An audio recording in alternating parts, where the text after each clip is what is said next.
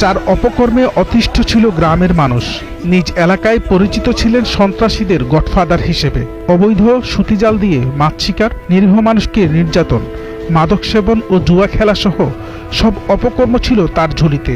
শেষটা হলো ছোট্ট পুতুলের ন্যায় নিষ্পাপ একটি প্রাণকে ধর্ষণের পর নৃশংস হত্যার মধ্য দিয়ে। বলছিলাম রাজধানীতে আলোচিত শিশু রামিসা হত্যার প্রধান অভিযুক্ত সোহেল রানার কথা। তার জন্ম ও বেড়ে ওঠা নাটোরের সিংড়া উপজেলার কলম ইউনিয়নের মহেশচন্দ্রপুর গ্রামে। 4 বছর আগে প্রথম স্ত্রীর সঙ্গে বিচ্ছেদের পর তিনি দ্বিতীয় বিয়ে করে সেই স্ত্রীকে সঙ্গে নিয়ে ঢাকায় বসবাস শুরু করেন। এরপর থেকে গ্রামে পরিবারের সঙ্গে তার যোগাযোগ প্রায় বিচ্ছিন্ন ছিল। এখন কি করব ধন, আমার সাওয়াল করে বাড়ি থেকে চলে গেছিল 4 বছর আগে। যাহিনী কথাবার্তা কয় না, খরচ পাতির জন্য একটা বাচ্চাও আছে আমার সাওয়ালের, ওই বাচ্চা আমার কাছেই থাকে। তো এখন আমার সাওয়াল ভুল তো বিরাট ভুল করেছে, এর থেকে ভুল কি আর আছে?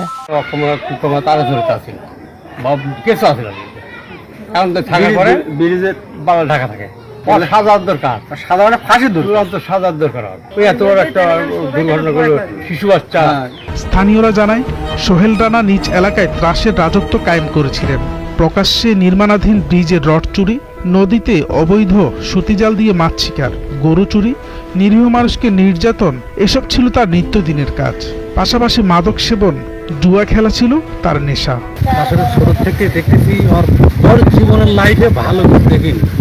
সর্বপ্রথম সরকারি রড চুরি করলো ব্রিজে, দ্বিতীয় গরু চুরি, তারা তো অনেক মামলা আছে। এই মামলা খায় জামিন নিয়ে উনি ঢাকায় গেছে ঋণগ্রস্ত। সব মশার বিরুদ্ধে সুরক্ষা দিতে এলো বসুন্ধরা এক্সট্রিম অ্যারোসল, মশার বিরুদ্ধে এক্সট্রিম সুরক্ষা। বাপটা আসলেই ভালো, প্রকৃতি বাপ ভালো, বাপ মা ভালো, কিন্তু ওই ছোট থেকেই বাজে ছেলে একটা। এরকম ধরনের কাম গ্রামে তো বহু করেছি, কিন্তু এটা প্রকাশ হয়নি। আমি চাই একটা শিশু ধর্ষণকারী যে শাস্তি হয়, সে উপযুক্ত শাস্তি আপনারা দেন। এই ধর্ষণকারী যে সাজা হয়, এই সাজা থেকে তো এরকম সোহেল রানা প্রতিটা ঘরে ঘরে যাতে সতর্ক আছে। নৃশংস এই হত্যাকাণ্ডের জন্য এলাকাবাসীর দাবি সোহেল রানার সর্বোচ্চ শাস্তি হোক।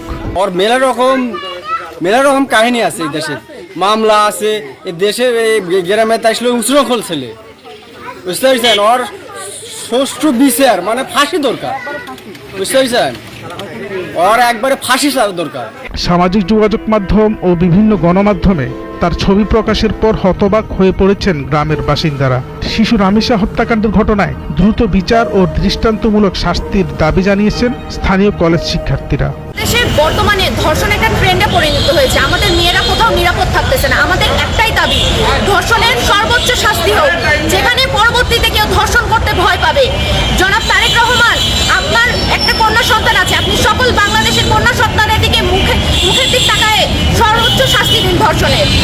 8 বছরের শিশু রামিসাকে যে নির্মমভাবে হত্যা করা হয়েছে, আমাদের বাংলাদেশে প্রতি বছর প্রায় 6 থেকে 7 হাজার ধর্ষণ মামলা কোর্টে দায়ের হয়। এর মধ্যে 2000 শিশু ধর্ষণ মামলা দায়ের হয়। সন্ত্রাসীদের সুষ্ঠু বিচার হয় না জন্যেই সন্ত্রাসীরা সাহস পায়। আমরা বর্তমান সরকারের কাছে দাবি জানাই যে তারা যেন এসব সন্ত্রাসীদের ফাঁসি নিশ্চিত করে এবং পরবর্তীতে কোনো সন্ত্রাসী যেন ধর্ষণ করার সাহস না পায়। যে অপরাধের বীজ বুনেছিল প্রত্যন্ত গ্রামে, আজ তা রাজধানীতে কেড়ে নিল শিশু রামিসার নিষ্পাপ প্রাণ। সোহেলের মতো অপরাধীরা পার পেয়ে গেলে এমন রামিসাদের মতো ছোট্ট পুতুলদের অকালেই ঝরে পড়তে হবে, এমনটাই শঙ্কা সাধারণ মানুষের। এখন দেখার বিষয় আইন প্রয়োগকারী সংস্থা এই নৃশংস ও নির্মম হত্যাকাণ্ডের বিচার দ্রুত শেষ করে সর্বোচ্চ শাস্তি নিশ্চিত করতে রাষ্ট্র দ্রুত আইনি পদক্ষেপ গ্রহণ করছে কিনা।